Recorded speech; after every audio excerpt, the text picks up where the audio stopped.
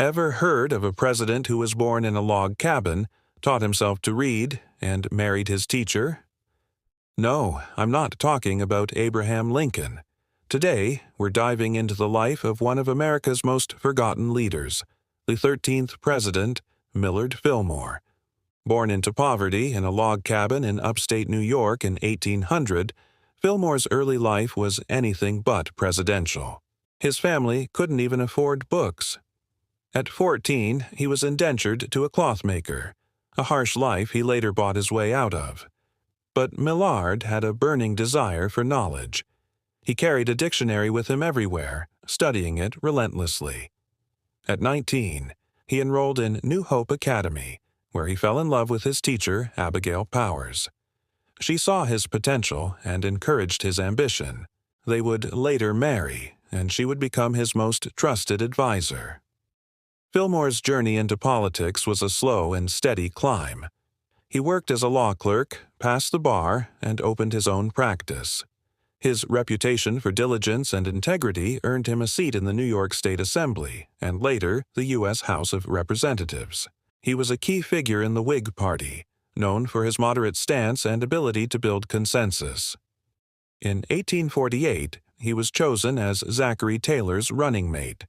They won, and Fillmore became vice president. Then, in a stunning turn of events, President Taylor died suddenly in July 1850.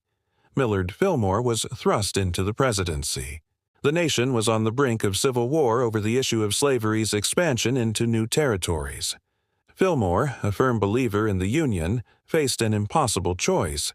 He decided to support the Compromise of 1850, a package of 5 bills designed to appease both North and South.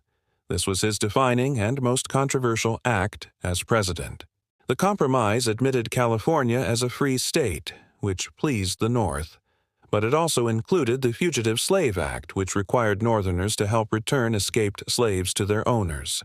This law was deeply despised in the North and ultimately destroyed Fillmore's political career. He was seen as a traitor by abolitionists and was nominated by his own party for a second term. Despite the controversy, Fillmore's presidency had other notable achievements. He sent Commodore Matthew Perry to open trade with Japan, a move that would have profound global consequences.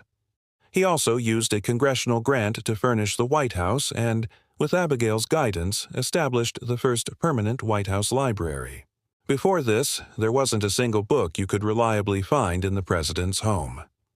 After leaving office, Fillmore's life was marked by tragedy.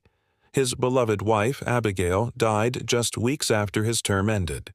He remained active in his community in Buffalo, New York, helping to found the University at Buffalo and other civic institutions. He ran for president one last time in 1856 with the anti-immigrant Know Nothing party, but was soundly defeated.